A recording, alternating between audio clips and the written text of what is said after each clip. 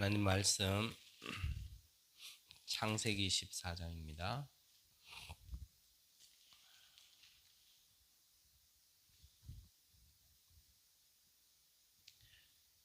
창세기 14장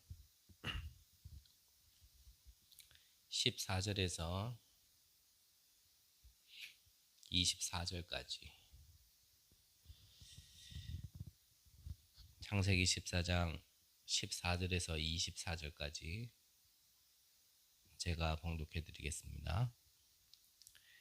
아브라함이 그의 조카가 사로잡혔음을 듣고 집에서 기들고 훈련된 자 318명을 거느리고 단까지 쫓아가서 그와 그의 가신들이 나뉘어 밤에 그들을 쳐 부수고 다메섹 외편 홉바까지 쫓아가 모든 빼앗겼던 재물과 자기의 조카 롯과 그의 재물과 또 부녀와 친척을 다 찾아왔더라. 아브라함이 그돌올라멘과 그와 함께 한 여왕을 쳐부수고 돌아올 때에 소돔 왕이 사회 골짜기 곧 왕의 골짜기로 나와 그를 영접하였고 살렘 왕 멜기세덱이 떡과 포도주를 가지고 나왔으니 그는 지극히 높으신 하나님의 제사장이었더라. 그가 아브라함에게 축복하여 이르되 천지의 주제시여 지극히 높으신 하나님이여 아브라함에게 복을 주옵소서. 너희 대적을 내 손에 붙이신 지극히 높으신 하나님을 찬송하리로다. 네. 아브라함이 그 얻은 것을 10분의 1을 멜기세덱에게 주었더라. 소돔 왕이 아브라함에게 이르되 사람은 내게 보내고 물품은 내게 가지라. 아브라함이 소돔 왕에게 이르되 천지의 주제시여 지극히 높으신 하나님 여호와께서 내가 손을 들어 맹세하노니 내 말이 내가 아브라함으로 치부하게 하였다 할까요? 내게 속한 것은 실 한 오락이라도 실 올 하나기 나들 몇 건 한 가닥도 내가 가지지 아니하리라. 오직 젊은이들이 먹은 것과 나와 동행한 아넬과 에스골과 마므레의 분깃을 제할지니 그들이 그 분깃을 가질 것이니라. 아멘. 자, 오늘 산업 선교 때 주신 말씀 함께 나누도록 하겠습니다. 보좌의 축복을 누리는 산업인입니다.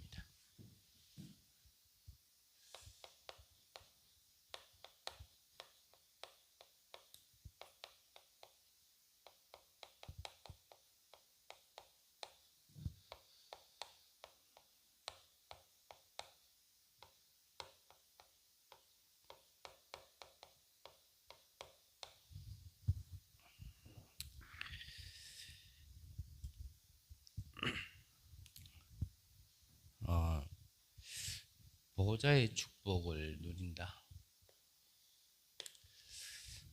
이것을 보고 유 목사님 복음이라고 얘기하셨죠. 왜 이것이 복음이냐?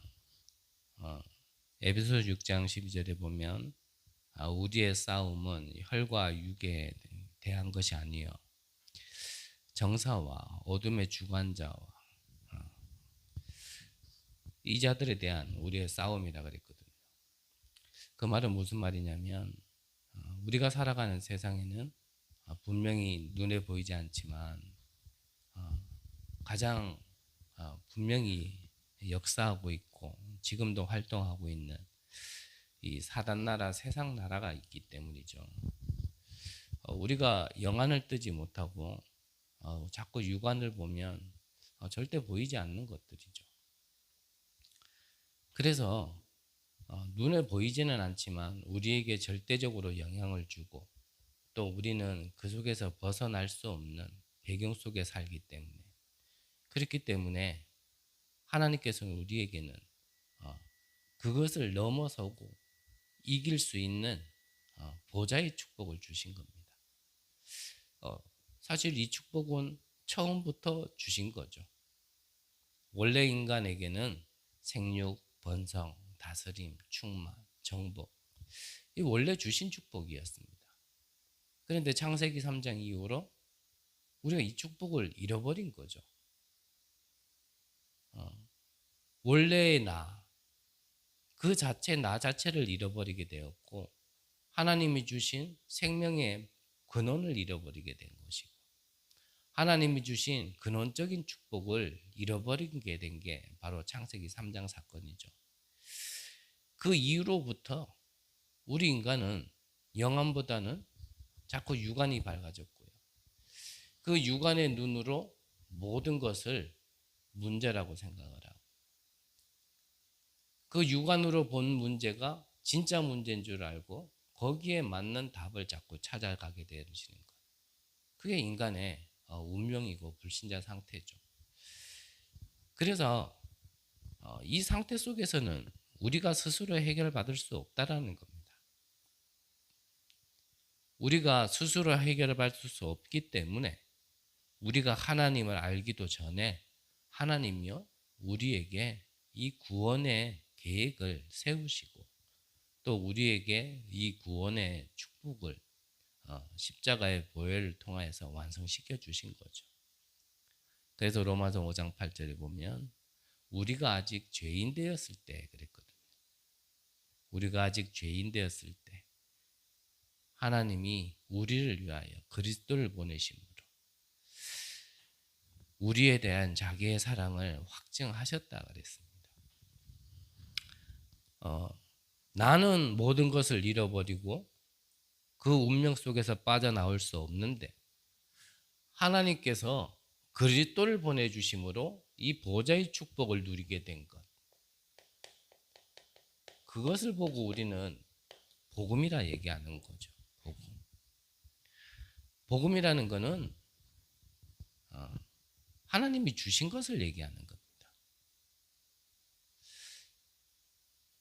우리의 옛 것은요, 그거는 사단이 준 거지 하나님이 준 게 아니죠. 늘 말씀드리지만 우리에게 있는 문제를 우리가 자세히 아는 만큼 참고는 할 수 있고 발판은 삼을 수 있지만 많이 안다고 해서 그 문제에서 해결받는 것은 절대 아닙니다. 우리가 어떤 문제에 빠졌는지 자꾸요 따지는 게 그게 율법이고 그게 윤리고 그게 도덕입니다. 한마디로 이걸 보고 종교라고 얘기를 하죠. 네 문제가 무슨 문제냐?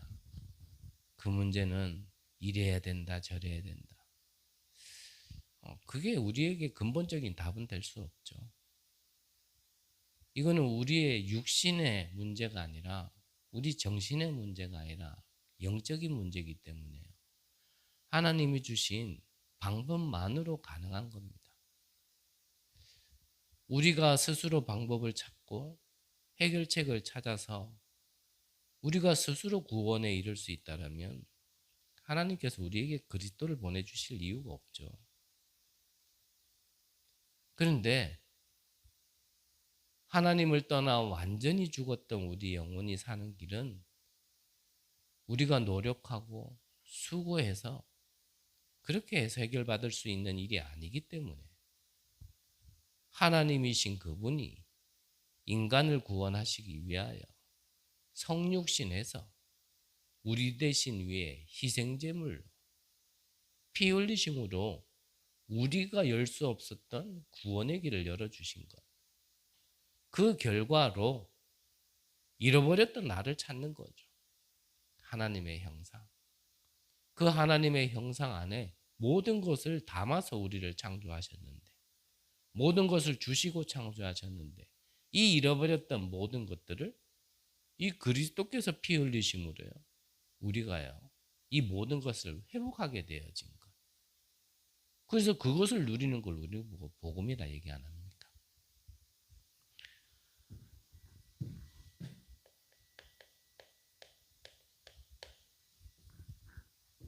지금 이 복음을 몰라서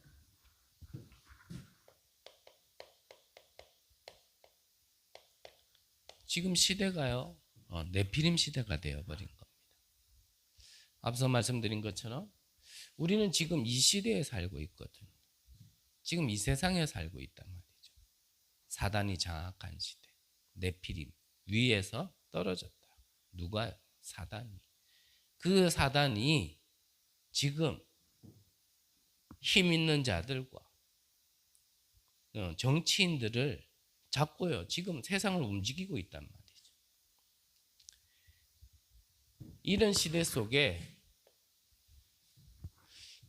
우리가 진짜 이 속에서 뭐 휘말리지 않는다 정도가 아니라 이들을 진짜 살리려면 어떻게 해야 되냐.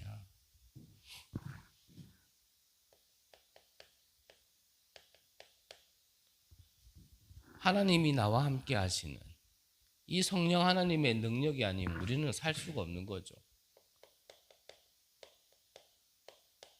그래서 우리에게 주신 보좌를 누리는 겁니다.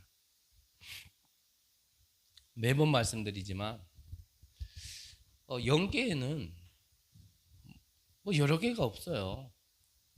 다른 거를 이원론으로 얘기할 수는 없지만 분명히 영적 세계에서는 이 두 가지밖에 없습니다.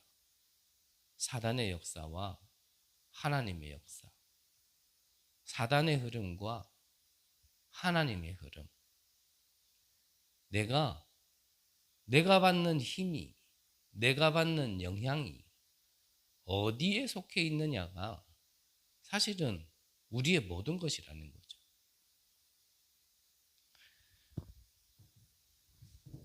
그래서 하나님이 우리에게 성경을 통해서 이걸 얘기하고 있는 겁니다.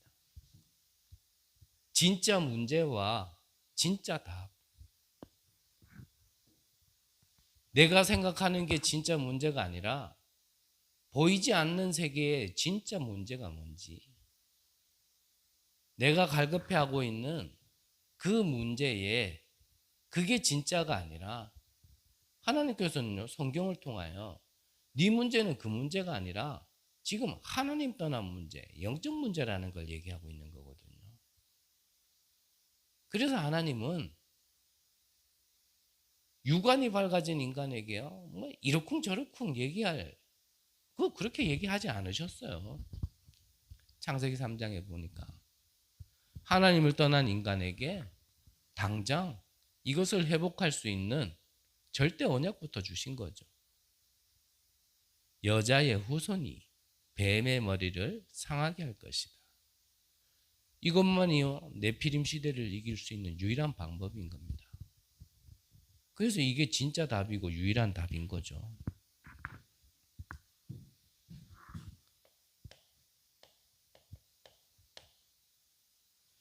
이 사실을 알고요, 진짜 나에게 필요한 것이 무엇이냐 묻는다면 바로 내가 이 눈을 뜨는 겁니다. 육안만 밝아져 있던 내가 이제는 영적 세계를 보고 눈에 보이는 것이 전부인 줄 알았던 내가 이제는 눈에 보이지 않지만 절대적인 걸 자꾸 볼 수 있는, 지금 그 눈을 떠야 되거든요. 그 영성. 이게 없으면요, 자꾸 육신에 매여요. 육신에.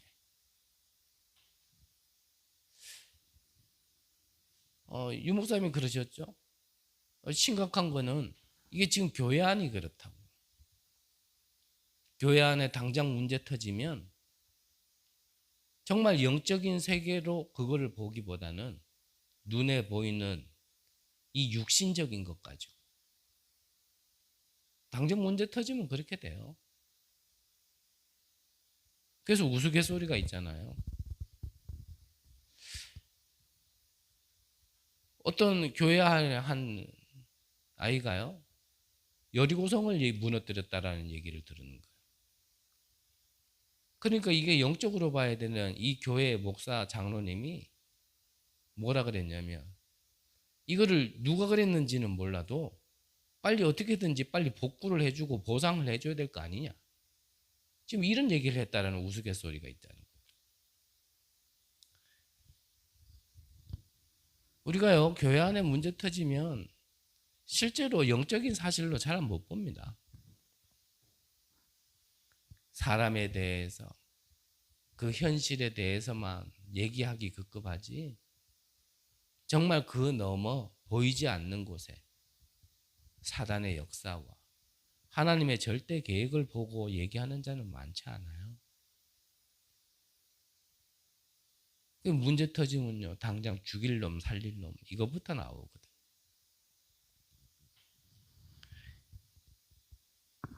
이 영성이 삼다체보다 더 약하다 그러잖아요.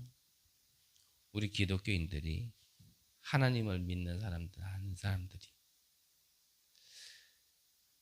그래도 삼단체나 다른 종교 사람들은요 이 영성을 알고 정말 이 영성 얻으려고 틀린 방법이지만 무슬림 같은 경우 하루에 5번 기도합니다. 정식 기도.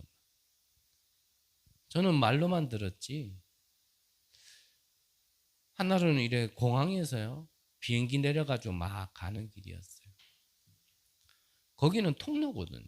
비행기 내려서 이제 공항 밖으로 나오는. 그런데요 그 시간에 자기들이 기도 시간이 됐다고 길 한쪽에 옆에다가요 자기들이 준비했던 그런 담요 깔아놓고 나침반 꺼내놓고 그 자기들이 바라보고 있는 그 메카를 향해서 나침반 정확하게 딱 이렇게 갖다 놓고 그쪽으로요. 그래서 바쁜 상황 속에 복잡한 상황 속에 거기서도요 기도하더라고요. 뭐 불교는 어떻습니까? 그 하나 응답 받아보겠다고요. 저 대구에 있는 갓바위만 가봐도 그 몸도 성치 않는 그런 할머니들이요. 그 뭔가 빌어보겠다고 그 이 영적인 힘 받아보겠다고 그거 통해서 자기 문제 해결받고 좀 건강해져 보려고요. 젊은 사람도 쉽게 올라가지 못하는 그 갓바위를 그렇게 오르락내리락 한다. 남녀 호랑개교는 다른 거 안 합니다. 가면요 계속 그냥 남녀 호랑개교만 해요. 남녀 호랑개교와 남녀 호랑개교. 그런데요 이 영적인 힘을 얻으니까 자기들의 문제가 해결되어지는 겁니다. 3단체는 지금도요 조용하게요 엘리트 집단 같지만 깊게 깊게 들어가면요 접신하는 그런 운동을 계속하고 있고 그런데 이들을 넘어서고 비교 안 되는 축복을 받았음에도 우리 기독교인들은요 하나님을 믿는다 하지만 실제로요 이 시간을 절대 안 가져요. 참 은혜로 우리가 참 이렇게 귀한 복음을 듣게 된 거는 너무나 감사한데 너무 온전한 이 복음을 들어서 그런지 절대 기도를 안 해요. 얼만큼요? 종교인들보다도 기도 안 해요. 그러니 힘이 없는 거예요. 실제로 힘이 없는 거예요. 메시지는 너무 많이 들어서 이 메시지에 대해서는요 누구한테도 지지 않을 만큼 뭔가가 이렇게 메시지 정리는 잘 돼 있는데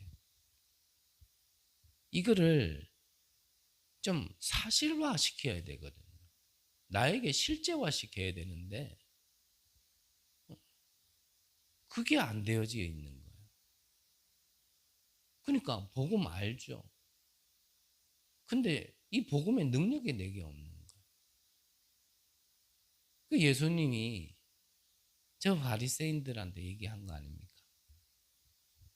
경건의 모양은 있으나 경건의 능력은 없다. 그게 같은 말이에요. 겉으로 볼 때는 정말 잘 믿는 것 같은데 정말 많이 알고 정말 바르게 알고 있고 깨달은 것 같은데 실제 능력이 나타나지 않는. 그래서 좀 기도하라는 거거든요.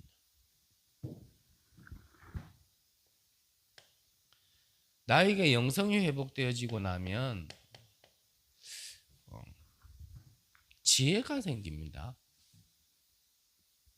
이거는 하나님이 주시는 지혜이기 때문에요. 사람이 공부를 많이 해서 얻을 수 있는 게 아니거든요. 그래서 우리가 영성을 얻는 것은 우리 모든 신앙생활의 시작이라고 얘기를 한다면,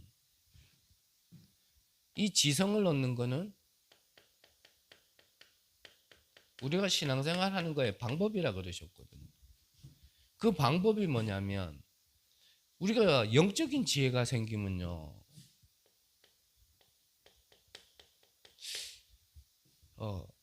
우리의 계산 따라가는 게 아니라요, 하나님이 인도하심 속에 응답 따라가는 겁니다.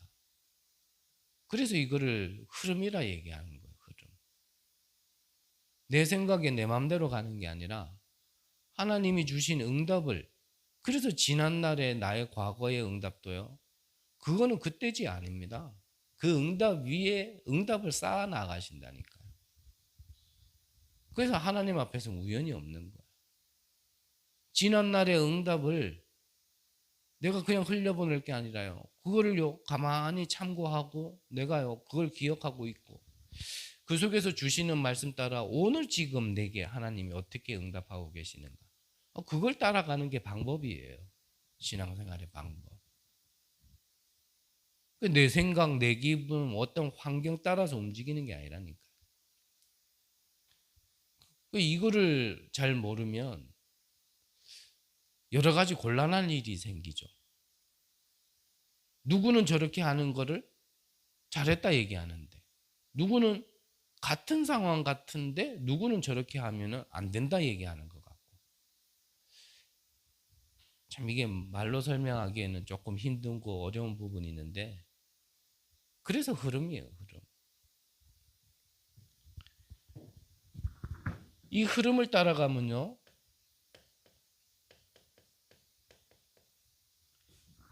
우리 미래에 하나님이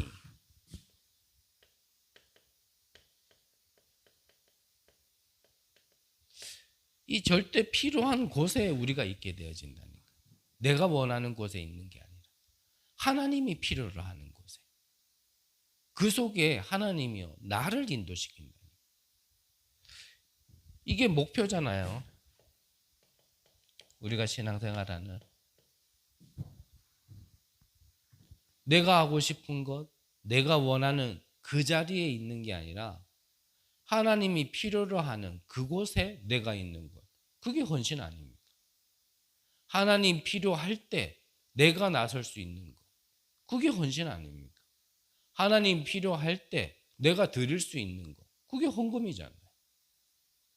그게 나의 신앙생활의 목표지. 내 계획 세워놓고 내 계획대로 뭔가 하나님이 움직여줘야 되고, 그렇게 안 하면 삐지고 토라지고. 그러니까요, 이게 아직 주인이 안 바뀌어 있단 말이 그 말이거든. 이걸 좀 다른 말로 하면 이게 절대 계획이고요, 이게 절대 시간표입니다. 이게 절대 목표예요. 이거를 봐야 신앙생활이 되어집니다. 아브라함이 처음에는요, 이거를 못 봤기 때문에 모든 게 문제인 거예요. 조카 데리고 나온 것도 문제고, 뭐 이래면 이렇다고 문제고, 자기 마누라 보니까 새끼 없는 거 그거 가지고 첩을 삼은 것도 문제되고, 모든 게 문제되어지는 거예요. 그런데 이것만 보고 나면 그 다음부터는요, 모든 게 응답이 되어져요. 실수한 것도 응답이 되어지고요, 연약한 것도 응답이 되어지고, 내가 못난 것도 응답이 되어지고, 못 가진 것도 응답이 되어지고.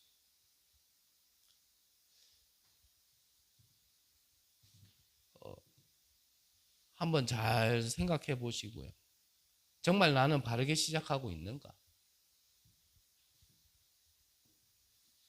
성경 속의 렘넌트들을 보면 요셉 같은 경우는 보디발 집에서, 바로왕 앞에서 인정받았던 게 저거를 인정받은 거 아닙니까? 여호와께서 요셉과 함께 하심으로 그가 하는 일이 형통케 된지라. 이같이 하나님의 영에 크게 감동된 자를 우리가 어디서 찾을 수 있겠느냐? 다윗은 어릴 때부터 저 힘을 받았거든요. 여호와는 나의 목자시니 내가 부족함이 없으리로다. 이걸 알았던 엘리사는 끝까지 엘리야를 쫓아가면서 선생님에게 있었던 갑절의 영감을 내게 주옵소서. 저걸 알았던 다니엘은 조서에 의인이 찍힌 줄도 알고 이전과 같이 예루살렘을 향하여 창문을 열고 하루에 3번씩 기도하였더라. 우리의 진짜 힘은요, 다른 데서 나와지는 게 아닙니다. 우리가 진짜 하나님이 주시는 이 성령의 힘, 보좌의 능력을 우리가 체험하지 못하고 이게 내게 없으면 이 네피림에서요, 우리는 이길 수 없어요. 우리가 구원받았지, 우리에게요, 아직 육신이 남아있고 사단이 공격할 수 있는, 사단이 장악하고 있는 이 시대에 사는 우리에게 진짜 성령이 주시는 힘, 그래서 오직 성령 아닙니까?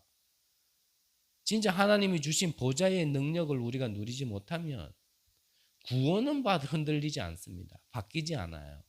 하지만 이 땅에서요, 자꾸 어려워요. 그러면 이 힘을 진짜 받는 방법, 이 힘을 아무데나 주냐? 아니죠. 이거 안에 있을 때입니다. 그래서 내 생각을 좀 내려놓고 나에게 가장 필요한 게 지금 뭘까? 나에게 정말 하나님이 원하시는 절대 계획이 뭘까? 네피림에게 속지 말고 정말 성령의 힘을 얻으라는 거예요. 그거 하나님의 절대 계획 아닙니까? 그래서 아브라함에게 너는 본토 친척 아비집을 떠나라는 거예요. 그 안에 머물러 있지 말고 진짜 축복의 자리로, 진짜 능력을 체험할 수 있는 그 자리로 가라는 거거든요.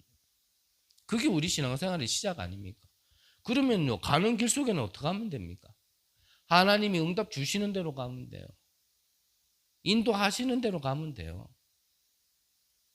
가나안 땅 가는 동안 내가 이래야 된다, 저래야 된다, 이 길이 빠르다, 저 길이 늦다 생각할 필요 없습니다. 하나님이 인도하시는 대로. 그러다 보면요, 하나님이 원하시는 자리에 가 있습니다. 이걸 갖다가요, 인도를 받아서 움직여야지. 가고 서는 것도요, 하나님의 인도 받아야 됩니다. 말 그대로 시간표를 못 보면 그 하나님의 계획을 볼 수 있도록 내가 정말 이 집중의 시간, 이 기도의 시간이 없으면요, 시작과 끝은 틀려지지 않아요. 결국은 하나님이 그렇게 하실 거니까. 근데 오늘이라는 시간표 속에 하나님과 안 맞게 돼 있어요. 안 맞아지는 거죠. 하나님은 서라 하는데 나는 가고, 하나님은 가라 하는데 나는 서 있고. 그래서 맨날 고생하는 거거든요.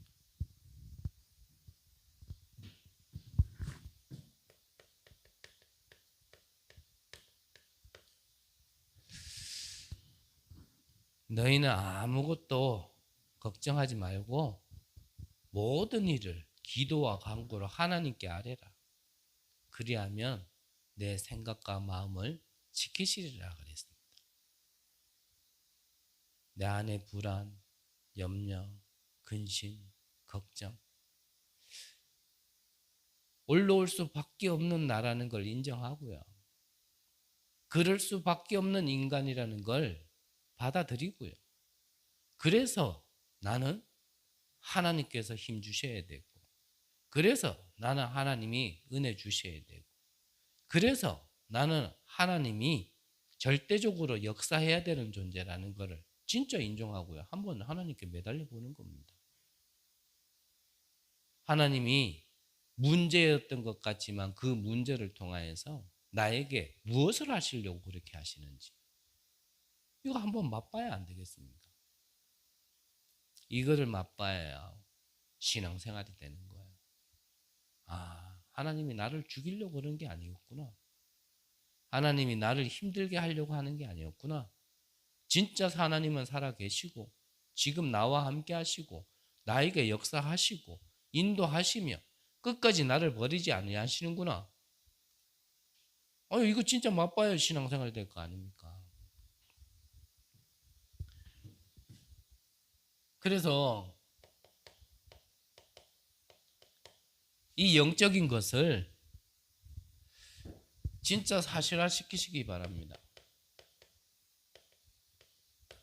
내 것을 만들어야 된다는 얘기예요.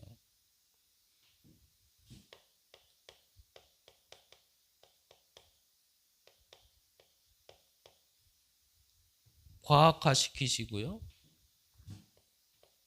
살려야 되기 때문에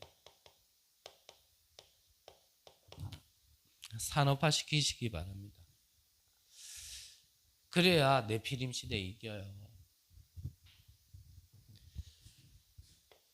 그래서 처음으로 우리가 첫 번째 생각해야 될 게 세상을 따라가지 않는 보좌의 산업이에요.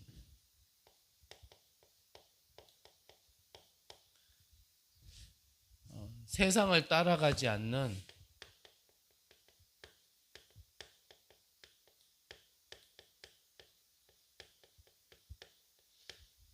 보좌의 산업이.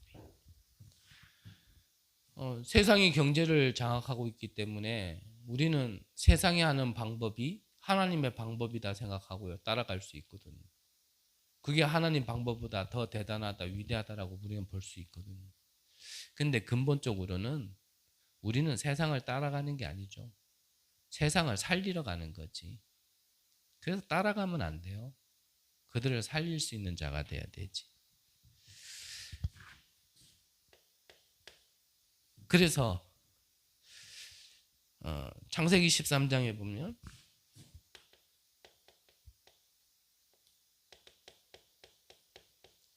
아브라함이 처음에는요 세상 방법을 따라갔어요. 네 아들을 통하여 분명히 번창하게 하겠다 했는데 자기 나이를 봐도 자기 와이프 사라를 봐도 이게 도대체 아이를 낳을 수 있는 나이가 아니다 보니까 자기 생각으로 롯을 데리고 나갔어요. 그게 세상 방법 아닙니까? 근데 하나님의 방법은 나이하고 상관없습니다. 할아버지라도 상관없고요. 여자의 몸이 경수가 끊어져도 상관이 없는 거예요. 처음에는 세상을 따라갔지만 아브라함이 이 조카 롯을요 진짜 떠나보낸 거예요. 떠나보내고 나니까 그때 하나님이 아브라함에게 말씀하시는 겁니다. 우리 안에 좀 내 생각을요, 내 계획을 좀 내려놔야 하나님의 말씀이 들려요. 하나님이 너를 통하여서라 그랬는데 나를 보니까 안 되겠거든요, 아브라함이. 그래서 롯을 데리고 가야겠다 이 생각을 버리지 않는 이상에는 하나님 말씀이 들리지 않는 거죠. 우리의 생각을 내려놔야 하나님의 말씀이 들립니다. 그때 하나님의 말씀이 뭐라 합니까? 너는 눈을 들어 저 동과 서를 봐라. 내게 보이는 모든 땅을 내게 주겠다. 그때 하나님의 말씀을 언약으로 붙들고요. 아브라함이 단을 쌓기 시작한 겁니다.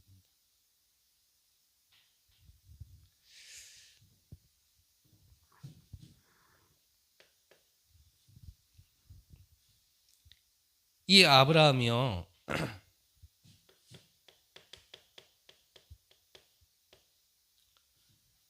그 하나님의 축복을 받고 소돔과의 전쟁이었잖아요. 가병만 318명입니다. 가병만. 전쟁에서 이겼는데도요. 전쟁에서 주는 그런 전리품을 받지 않았고요. 오히려 제사장이었던 멜기세덱에게 11조를 드려요. 그만큼 확신이 있었는 겁니다. 뭔가 남에게 받았던 실오라기 하나 받은 것. 나중에 분명히 네가 이렇게 잘 됐을 때 내가 이래 도와줬지 않냐 라고 얘기했던 그 하나의 조건도요. 진짜 하나님을 믿고 그거 의지하지 않았다는 얘기거든요.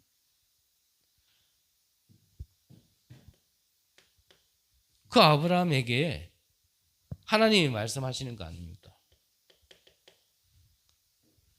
15장 1절에 보니까요. 그 후에 여호와의 말씀이 환상 중에 아브라함에게 임하여 이르되 아브라함아 두려워하지 말라. 나는 내 방패요 너의 지극히 큰 상급이니라. 하나님을 진짜 믿으세요. 오늘 하나님이 아브라함에게 말씀하신 것이 지금 우리에게 말씀하시는 겁니다. 내가 너의 방패요 너의 큰 상급이다. 하나님이 우리의 방패가 되어지고요. 하나님보다 더 큰 상급이 어디 있어요? 더 큰 상이 어디 있습니까? 더 큰 상이. 세상 방법, 세상에서 이랬다 저랬다 그러니까 나도 이래야 된다 저래야 된다 그런 거 따라가지 마시고요. 분명히 얘기할 겁니다. 세상에서는 너 그래 있으면 어떻게 살겠냐? 그렇게 살다가 너 굶어 죽는다. 네가 돈 안 벌고 네가 그렇게 배우지 않고 노력하지 않고 수고하지 않고 교회만 가고 예배만 드린다고 하나님만 믿는다고 기도만 한다고 되는 줄 아느냐? 분명히요. 세상은 그럴 겁니다. 네가 노력한 만큼 대가로 사는 거지. 그렇지 않습니다. 그게 필요 없다가 아니라요. 그거 이전에 이게 준비되어 있어요. 그거 이전에. 이것도 모르고 하나님도 모르고 영적인 세계가 있다라는 것도 모르고 자기도 자기의 생각에 따라 사는 게 아니라 뭔가에 붙들려서 뭔가 잡히면은 자기도 틀린 생각에 그 잡힌 생각에 끌려갈 수밖에 없는 그런 상태로 살면서요. 이래야 된다 저래야 된다요. 다 틀린 말이에요. 다 틀린 말. 정말 세상 것보다 하나님이 우리에게 주신 보좌의 축복을 누리는 산업인 되시길 바랍니다. 이 축복 가지고요. 후대 살리는 보좌의 산업인이 되는 겁니다. 하나님께서 아브라함에게 약속하셨잖아요. 내 후사를 통하여서 아브라함을 데리고 나가서요. 저 하늘의 별을 봐라. 네가 셀 수 있겠느냐? 네 후손이 저와 같이 되리라고요. 언약을 주시는 겁니다. 언약을. 이 아브라함에게 또 말씀하셔요. 또 후사를 약속하십니다. 왜입니까? 반복이 아니에요. 하나님이 건망증이 있어서 했던 말을 잊어버리고 또 하는 게 아니라 다시 각인시켜 주는 겁니다. 잊지 말라고요. 그러는 가운데요. 이삭을 주시잖아요.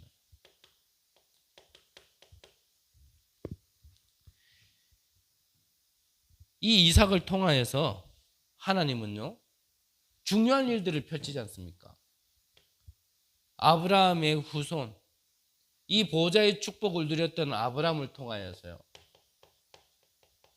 이제 세계를 살릴 수 있는, 세계를 살리는 보좌의 축복을 누리는 산업인데 그 은혜를 주시잖아요. 그것을 모리아산에서 세계복음화를요 약속하시는 겁니다. 큰 사건인 것 같지만 하나님은요 오히려 그걸 통하여서 우리에게 잊지 못하는 각인을 시키는 겁니다.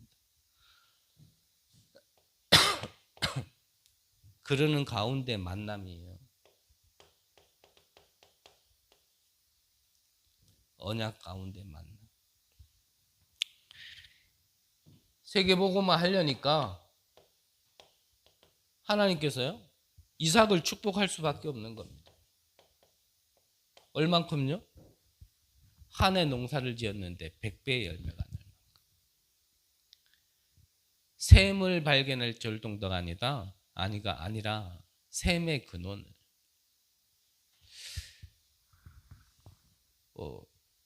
팔레스타인 땅에서는요, 이 샘을 발견했다라는 것은 보통 축복이 아니거든요.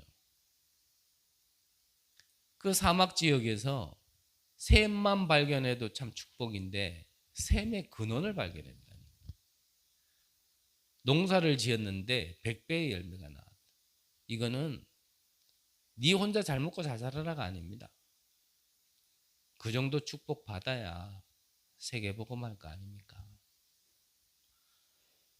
하다못해 몰몬교는 세계를 정복하겠다고 100조를 모아놨다는데, 100조를.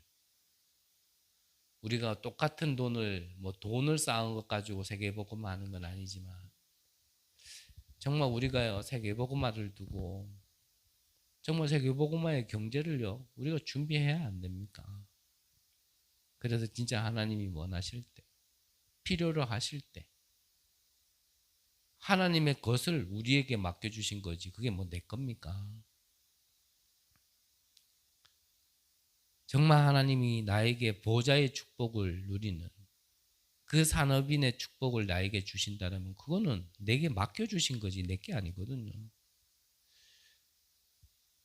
그거를 허락하신다면 나는 그렇다면 미래를 위하여 어떻게 응답받고 어떻게 헌신할 것인가. 우리가요 하나님 앞에서요 기도하면서 준비해야 됩니다. 그래서 결론적으로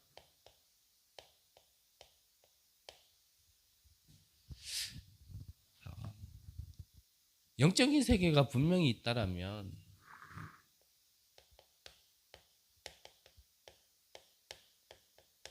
그렇다면요 진짜 우리의 영이 힘을 얻는 시간을 가져야 돼요. 하루에 한 번만이라도 진짜 이 보좌의 축복을 내가 받아들이고 누리고 전달할 수 있는 시간. 제가 참 많은 사람을 만나봤다라고는 할 수 없어요. 하나 제가 만나본 사람들을 좀 이렇게 토대로 말씀드리면 분명해요. 이 영적인 힘이 없는 사람은요, 이 기도하지 않는 사람은요, 표시가 나요. 표시가 나요. 어떤 표시가 나냐면 이 작은 일에 하나님의 것을 못 봐요. 그리고요, 바람 불면 바람 부는 대로 날아다니고요. 약간만 위기만 오면 흔들흔들거리고요. 근데 별거 아닌 것 같은데 오히려 이렇게 뭔가 평상시에 이렇게 하나님께 힘을 공급받고 이걸 누리는 사람은 달라요. 그 성경에 우리 렘넌트들을 보면 요셉 같은 경우 보면 알잖아요. 죽음의 구덩이에 빠졌는데 그것 가지고 흔들리지 않아요. 노예로 팔려가고 감옥으로 갔는데 그것 가지고요 흔들흔들하지 않는다니까. 다윗 같은 경우도요. 어릴 때 곰과 사자와 싸워 이길 때 골리앗 앞에 서 있을 때 왕이 되어서 아들이 반란을 일으켜가지고 죽음을 피해 도망갈 때 사울 왕이 그렇게 죽이려고 그때도 도망다닐 때 오히려 그때 지은 고백이 시편 23편이잖아요. 그 죽음을 피해 다니면서 지은 시가 분명히 달라요. 그거는 그들만 특별했다라고는 아니잖아요. 우리가 조금만 하나님 앞에서 내 영을 살리고 내 영의 힘을 주시는 분이 하나님이시라면 우리는 내 영이 힘을 얻을 수 있는 이 시간을 가지는 겁니다. 그 첫 번째가요 예배예요. 예배. 꼭 교회당에 와서 뭐 이렇게 예배를 얘기하는 거 아닙니다. 근데요 이 뭔가 하나님의 시간표 속에 하나님의 강권적으로 붙들림을 딱 받은 사람을 보면요 꼭 이 말씀이 선포되는 자리에요 인도를 받더라고요. 그 시간표에 가만히 보면 그래서 그게 뭐 또 절대적이다라고 제가 볼 수는 없지만 일단은 이게 뭔가요? 상황적으로는 이게 뭔가 분명히 다른 자리에 가 있고 좀 다르게 마음을 먹을 수도 있는데 지금 이때 이렇게 예배 자리에 말씀이 선포되는 자리에 있는 걸 보면 그 사람은 이 하나님 뭔가 하시려고 하시는 게 있구나. 조금요. 그렇게 생각해 볼 수 있습니다. 그래서 이 예배를 통하여서 흐름을 놓치지 않는 겁니다. 계속 흐름을 타는 거예요. 흐름.